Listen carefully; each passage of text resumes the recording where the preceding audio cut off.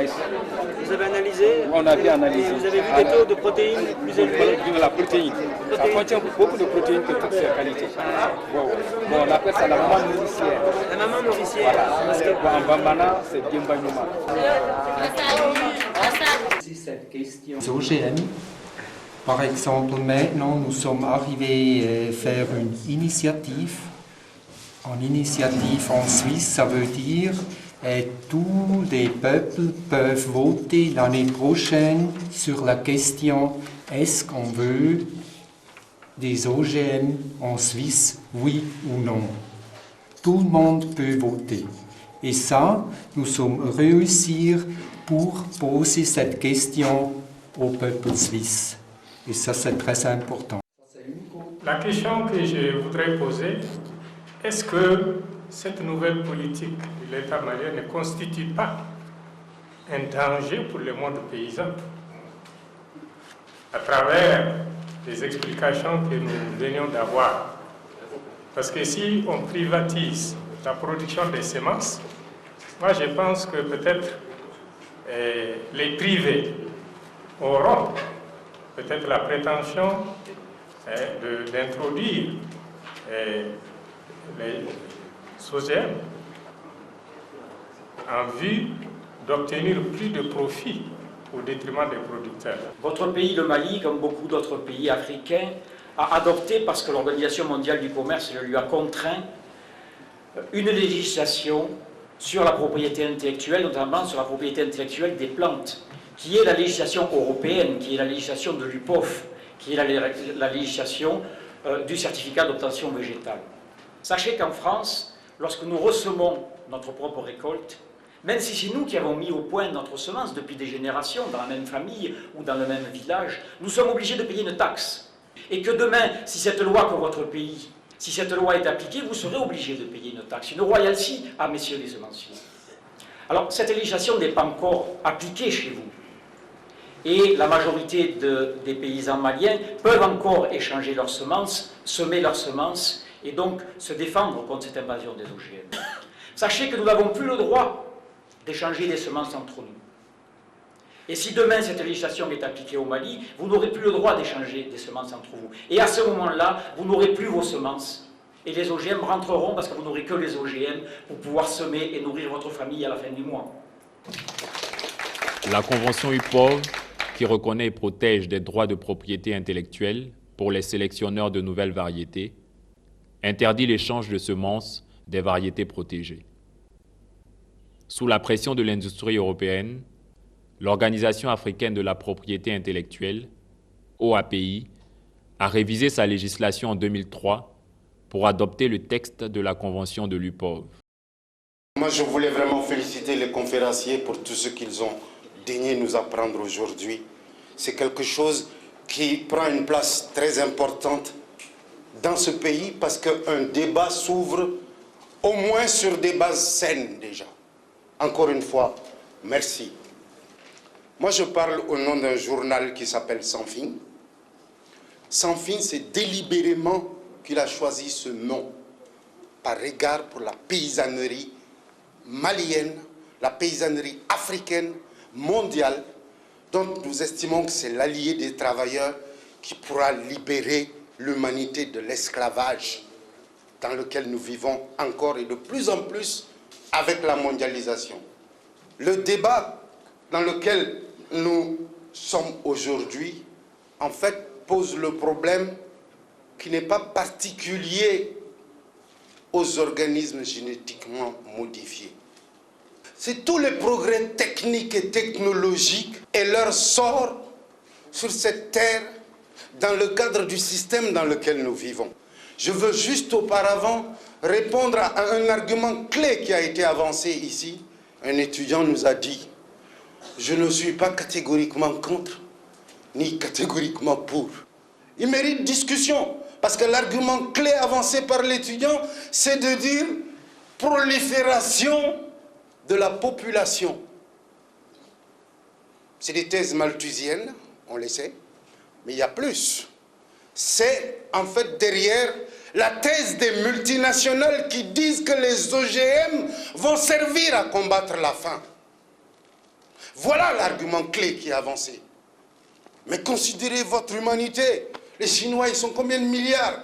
La totalité, c'est combien de milliards? Comment voulez-vous qu'on s'en sorte avec tous ces nègres et tous ces Asiatiques qui pullulent partout? La seule solution, c'est les OGM. Vous allez les adopter, ça va régler tous les problèmes. C'est ce qu'on nous dit. C'est le fond de l'argumentation. Et il faut l'affronter ouvertement. Et en fait, c'est faux. C'est complètement faux. Le programme des Nations Unies a démontré que l'humanité produit aujourd'hui de quoi nourrir une fois et demie la Terre et la population qu'elle a.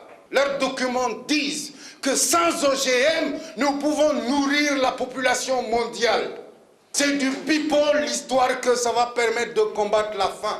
En réalité, les OGM, tant qu'elles sont aux mains effectivement d'un système capitaliste basé sur le profit maximum tenu par les multinationales, et serviront à accroître en fait la faim, la famine, l'accès à la nourriture et l'inégalité par rapport à ça, parce que ce système est fondamentalement basé là-dessus.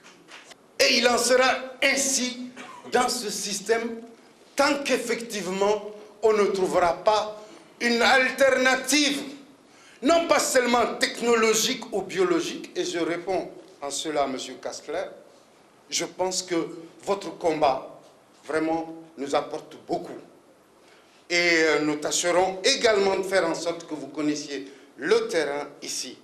L'alternative biologique au plan sécuritaire est indiscutable et plus contrôlable par nous aujourd'hui. Mais une chose est claire, c'est qu'un autre pouvoir, un autre monde est capable d'utiliser les progrès technologiques au profit de l'humanité. Et j'invite effectivement aussi bien nos camarades d'Europe, de France que d'ici à affronter clairement la question en tant que telle. Ce n'est pas une question de technique, simplement détachée de l'ensemble des problèmes économiques, politiques et sociaux de nos pays. C'est le système dans lequel nous vivons. C'est cette mondialisation qui fait que, aux mains des multinationales, vous apporterez les plus belles choses, elles se transformeront toujours comme armes contre l'homme. Encore une fois, merci. Pour remercier les conférenciers par rapport à la qualité des discussions. C'est pour dire que les enjeux qui ont été signalés, je suis parfaitement d'accord par rapport aux enjeux d'ordre environnemental, d'ordre sanitaire. Mais le plus important que je vais signaler, c'est le danger qui guette l'effritement de l'exploitation familiale, c'est-à-dire nos sociétés. Quand tu prends l'essentiel de l'agriculture malienne, c'est basé sur l'exploitation familiale et tout le système traditionnel, tout le système d'éducation, tout le système relationnel entre l'homme, la femme, les enfants, l'éducation, le message de la société sont transmis à partir de cette exploitation. C'est pour dire que si on ne fait pas attention, on risque de tomber dans le même défi social qui s'est passé il n'y a pas longtemps dans un pays européen où 76 personnes sont restées au niveau de la mort, où il n'y a pas eu de parents pour les inhumer, et c'est la mairie qui a été obligée de les inhumer. On a retrouvé leurs enfants qui étaient en vacances, ils ont dit non, ils n'ont pas le temps de venir inhumer leurs parents. Les gens sont habitués à vivre individuellement. Ils ont des ressources pour acheter tout ce qui tombe. Ça, c'est vraiment extrêmement important. L'autre défi, c'est sur le plan économique. 4 firmes dans le monde maintiennent le monopole, les 4 brevets par rapport aux OGM. Et si on continue, ça va se limiter à une seule personne. Et c'est une seule personne qui va nourrir le monde entier. Ça, c'est extrêmement dangereux, c'est extrêmement important. Je pense que l'enjeu pour la société civile, c'est de déplacer ce débat-là au niveau régional, au niveau communal, pour que les producteurs soient informés du défi qui est là, de la nouvelle forme de colonisation qui est en train de s'implanter. Parce que, quand je l'ai dit, c'est plus sage, c'est plus opportun pour nos sociétés de partir de l'existant, de voir comment nous pouvons améliorer cet existant sur la base de nos valeurs, sur la base de notre culture, sur la base du maintien de l'équilibre qui existe sur le plan socio-culturel à notre niveau. C'est ça qui fait l'enjeu au niveau de celle-là. Je vous remercie. Ça ressemble aussi à une tomate. Pour faire le semence. Ah, oui. Voilà. Okay. C'est comme ça. D'accord. Je voudrais savoir est-ce que ces OGM, c'est pour, dans mon entendement, c'est pour lutter contre la faim, réduire la pauvreté, ou bien c'est pour réduire la population mondiale? Alors on a posé la question aussi, est-ce que les OGM sont faits pour nourrir la planète et lutter contre la faim, ou pour faire disparaître la population mondiale? Personnellement, je ne suis pas capable de répondre à la deuxième question, à savoir est-ce que les OGM sont faits pour faire disparaître la population mondiale. Pourquoi? Parce que ce que je sais, c'est que les OGM sont en tout cas faits pour répondre à la soif de profit des actionnaires des multinationales qui ont investi dans les OGM.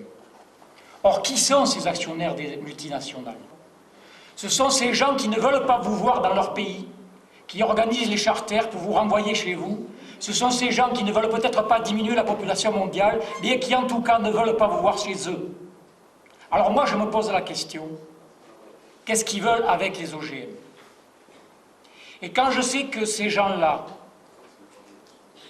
sont sous la dépendance directe de l'industrie pharmaceutique, Bayer fabrique des médicaments, Monsanto fabrique des médicaments. Si les gens ne sont pas malades, ils ne vendront pas des médicaments.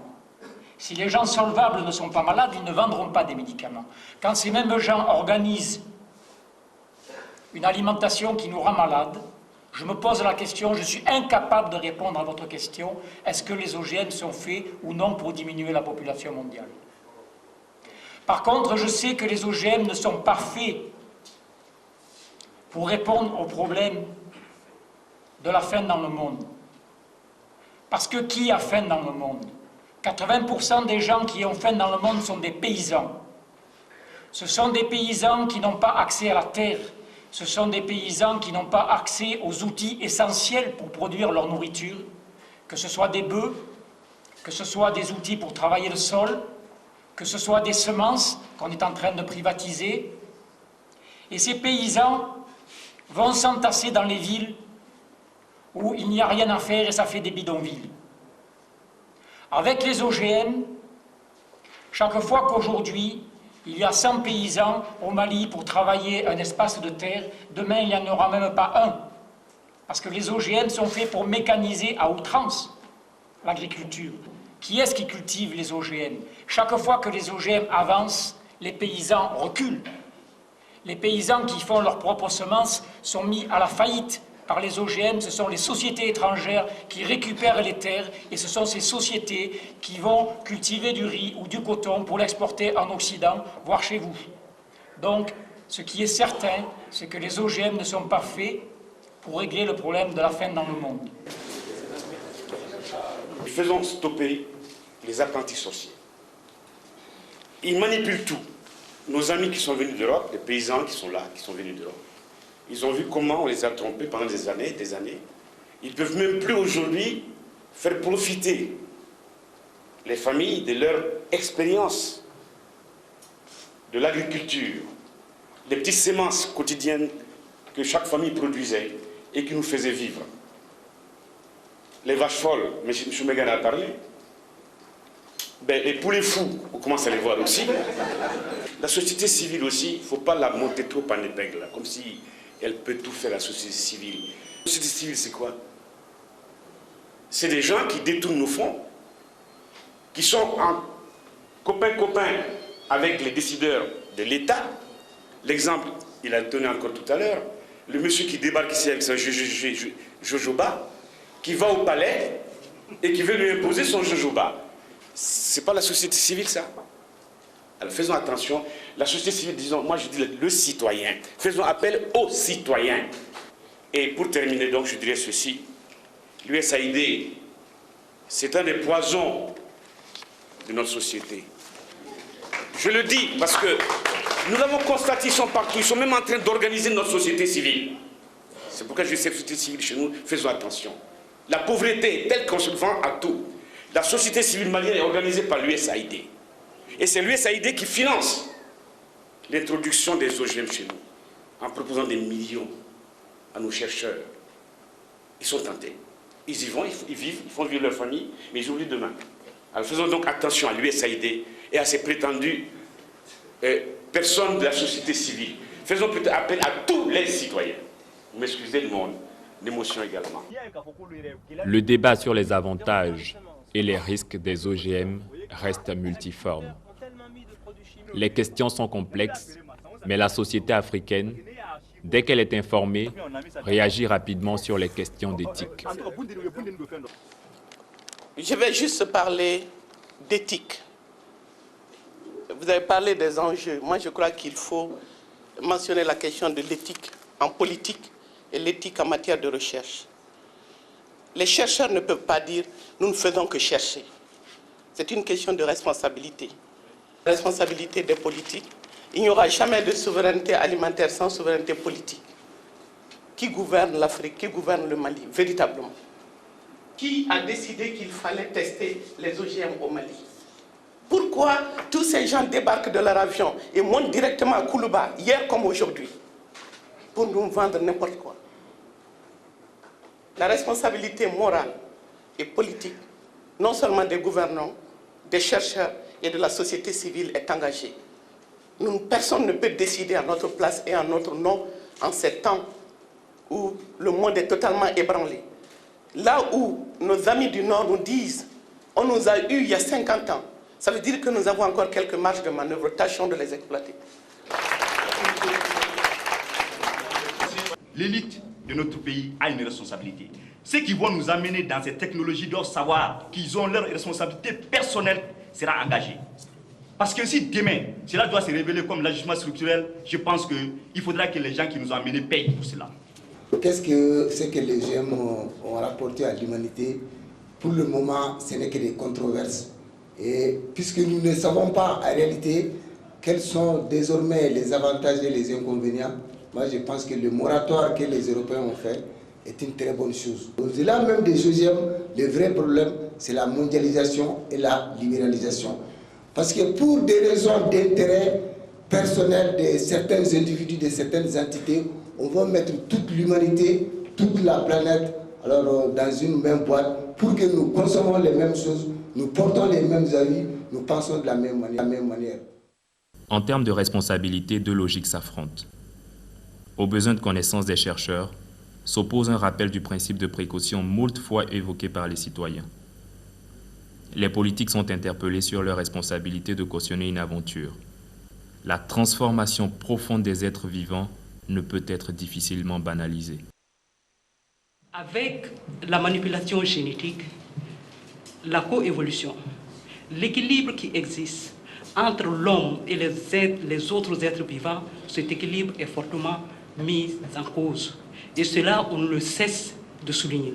Nous avons évolué parallèlement, ensemble avec tous ces êtres vivants.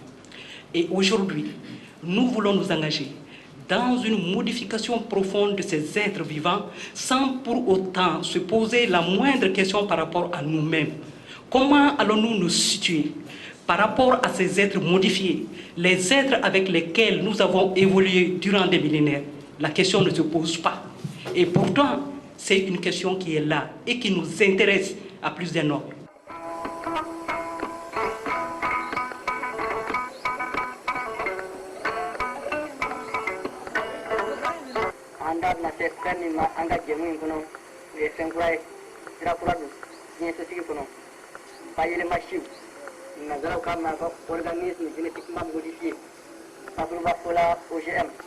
Je viens d'écouter la cassette, ça me convient, que ça correspond à notre langue. Tu sais, je pense que la langue bambara de Ségou et la langue bambara de Kaï, évidemment, il y a une petite différence, mais en écoutant, je pense que c'est très bien. Même la façon dont OGM a été expliqué, tout ça là. Traduit, oui. Ça va quoi? Ça va très bien.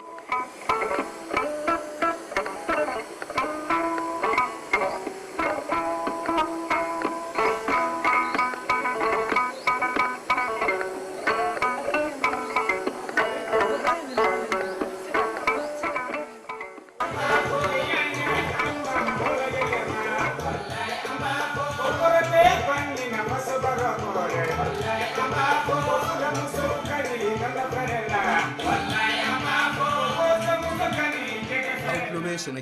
Chers auditeurs, vous écoutez la radio rurale de Caille Plateau. À travers les ondes de la radio rurale, vous avez des émissions telles que la santé, l'histoire, l'agriculture, la pêche et l'élevage. Aujourd'hui, on vous présente une nouvelle émission, c'est-à-dire les OGM, organismes génétiquement modifiés. 1. La définition des OGM. 2. L'importance. Et 3. Quelles sont les difficultés à rencontrer.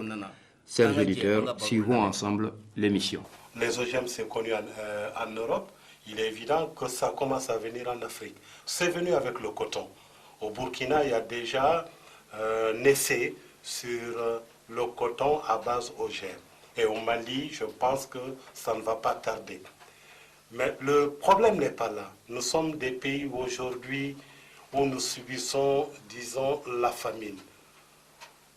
Tout le bien que nous consommons aujourd'hui viennent, disons, de l'Occident. Et nous savons aujourd'hui qu'il y a un an, au niveau du marché, nous avons constaté qu'il y a eu, par exemple, l'huile frelatée. Nous avons constaté qu'il y a eu le maïs transgénique. Et quand on a fait, on ne cherche plus à comprendre l'origine du produit que nous consommons. Et le danger, justement, en ce qui concerne ces OGM, c'est surtout au niveau de la consommation et les méfaits par rapport à la consommation.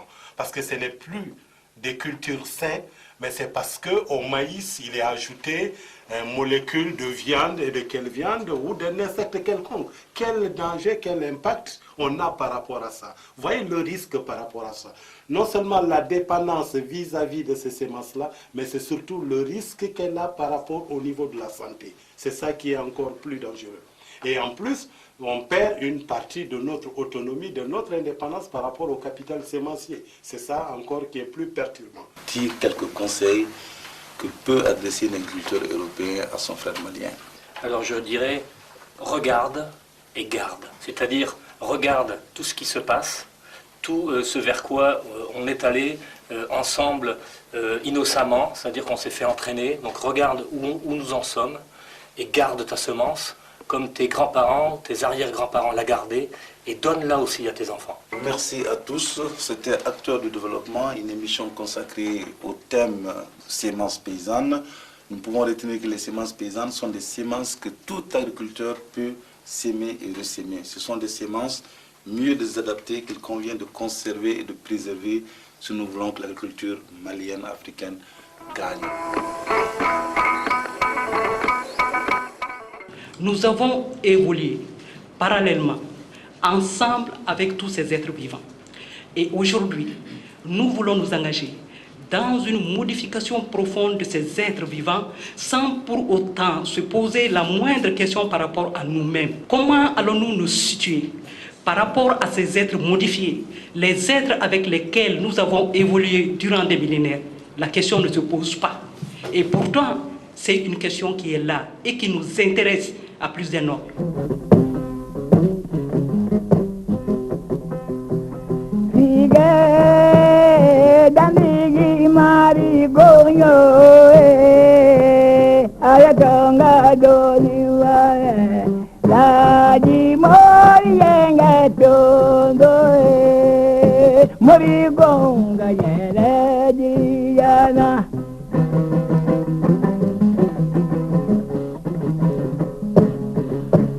We are